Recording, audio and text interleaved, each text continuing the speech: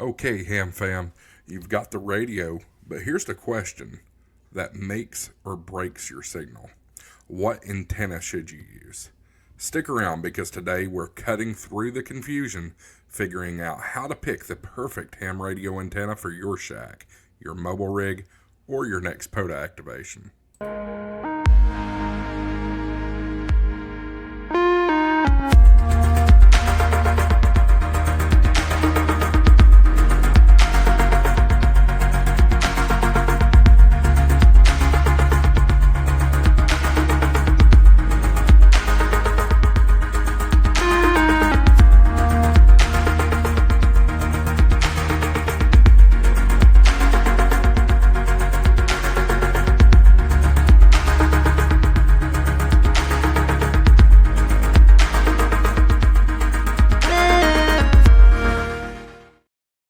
Live, learn, transmit. Welcome to the Shack. I'm Josh AA4WX, and you're watching HamShackTV. Appreciate you being here.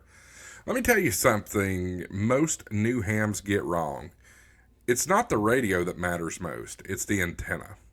A $100 radio with the right antenna will outperform a $1,000 radio hooked up to the wrong one. Trust me, I've learned the wrong way. Before we dive in, drop me a comment. What's the antenna you're currently running? Is it a vertical, dipole, end-fed, or maybe just a stock rubber duck? Let's compare some setups down below. Here's the first question you should ask. What do I want to do with ham radio? You want to chase DX? You'll want something efficient and resonant, like a beam or a good vertical with radials. Working local repeaters? A simple dual band vertical on the roof might be all you need. Or are you into POTA or SOTA? Go portable. Think end-fed half-wave or telescopic verticals that pick up in the backpack very, very easily. Every antenna is a compromise, so you've got to know your mission before you buy. Now, let's be honest. Not all of us have an acre of land to drop a full-size dipole or a 70-foot tower. That's okay. If you're in an HOA, an attic dipole, a magnetic loop, or stealth end-fed can still help you get on the air. And budget matters too. You can spend hundreds, but some of the most effective antennas cost next to nothing. A spool of wire and a tuner can help you talk around the world very easily. As a matter of fact, I've got a buddy of mine that makes antennas on a spool, and they're really, really great. N0APX Antennas. Not a sponsor, but he's certainly a friend of the channel. Go check out N0APX Antennas. I think you're going to like what you see. Now, here are a few tried and true options that I always like to recommend. For beginners on VHF and UHF, a Comet GP3 or a Diamond X50, those are solid, durable, and easy to mount. For HF at home, an end-fed half-wave like a end-fed half-wave 8010, it gives you great all-band performance without needing a tuner on most bands. Always have a tuner, though, just to be safe.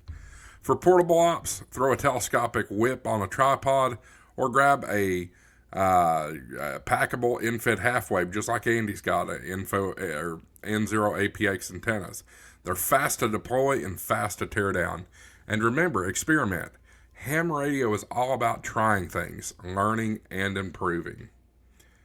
If you're still here, you're my kind of ham. Smash that like button so YouTube knows that this video deserves to reach more operators. And hey, if you've got an antenna horror story or a setup you swear by, let me know down in the comments. You might just help out a new ham who's struggling with the same decision.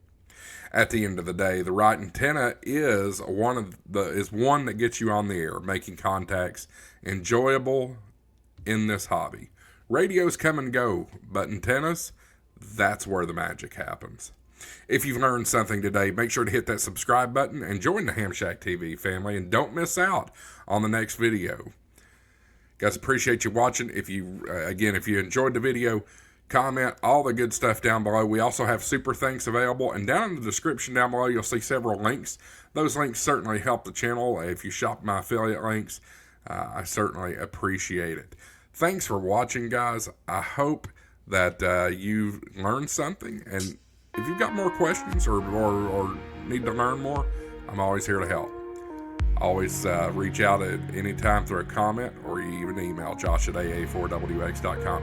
Thanks for watching. We'll see you in the next video. 73's AA4WX, WSEB 693.